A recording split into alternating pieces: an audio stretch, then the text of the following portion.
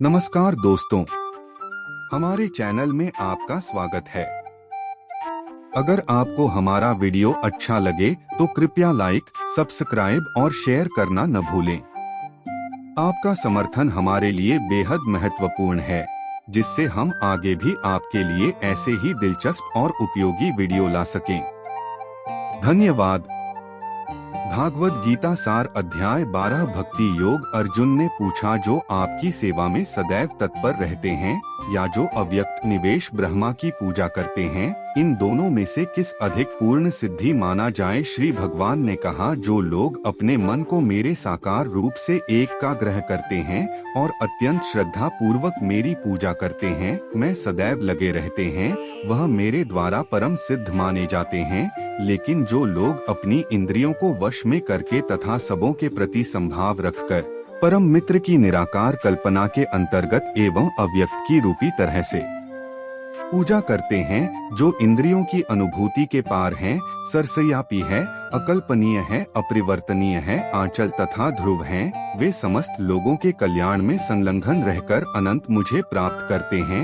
जिन लोगों के मन में परमेश्वर के अभियुक्त निराकार स्वरूप के प्रति आसक्त हैं, उनके लिए प्रकृति कर पाना अत्यंत कष्टप्रद है। देहधारियों के लिए उसे क्षेत्र में प्रगति कर पाना सदैव दुष्ट कर होता है। जो अपने सारे कार्यों को मुझ में अर्पित करके तथा अभिचालित भाव से मेरी भक्ति करते हुए मेरी पूजा करते हैं और अपने चिंटू को मुझ पर स्थित करके निरंतर मेरा ध्यान करते हैं, उनके लिए है पर्थ में जन्म मृत्यु के सागर से शीघ्र उद्धार करने वाला हूँ। मेरा पर्सनल में अपने चिंत को स्थित करो और अपनी सारी बुद्धि मुझ में लगाओ। इस प्रकार टू मनी संदेश मुझ में सदैव वास करोगे है। अर्जुन है, धनंजय, यदि तुम अपने चरित्र को अभिजीत भाव से मुझ पर स्थित नहीं कर सकते तो तुम भक्ति योग के विधि विघ्नों का पालन करो। इस प्रकार तुम मुझे प्राप्त करने की चाहत उत्पन्न करो। यदि तुम भक्त योगी के विधि विघ्नों का भी उपाध्याय अभ्यास नहीं कर सकते तो मेरे लिए कर्म करने का प्रयत्न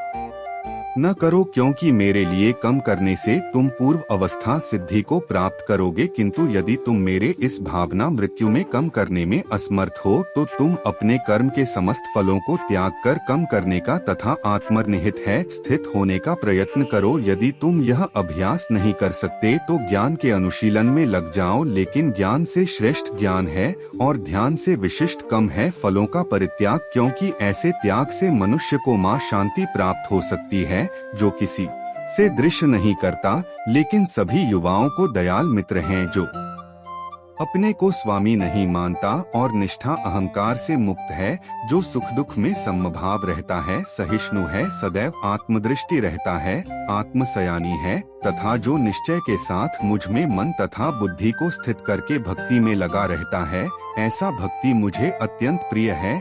जिस किसी को कष्ट नहीं पहुंचा तथा जो अन्य किसी के द्वारा विचलित नहीं किया जाता, जो सुख दुख में भय तथा चिंता में संभाव रहता है, वह मुझे अत्यंत प्रिय है। मेरा ऐसा भक्त जो सामान्य कार्य कल्पना पर आशिक नहीं है, जो शुद्ध है, दक्ष है, चिंता रहित है, समस्त कासन से रहित है और किसी फल के लिए प्रयत्नशील नहीं रहता, मुझे अतिशया प्रिय है। जो ना कभी हर्षित होता है, ना शौक रखता है, जो ना तो पछताते हैं, ना इच्छा करता है, तथा जो शुभ तथा अशुभ दोनों प्रकार की वस्तुओं का परित्याग कर देता है, ऐसा भक्त मुझे अत्यंत प्रिय है। जो मित्रों तथा शत्रुओं के लिए समान है, जो मास तथा अपमान से तथा गर्मी सुख तथा दुख यासा तथा अप्रियस में संभाव रखता है, जो दूषित संगीत से सदैव मुक्त रहता है, जो सदैव मौन और किसी भी वस्तु से संतुष्ट रहता है, जो किसी प्रकार के घर बार की परवाह नहीं करता, जो ज्ञान में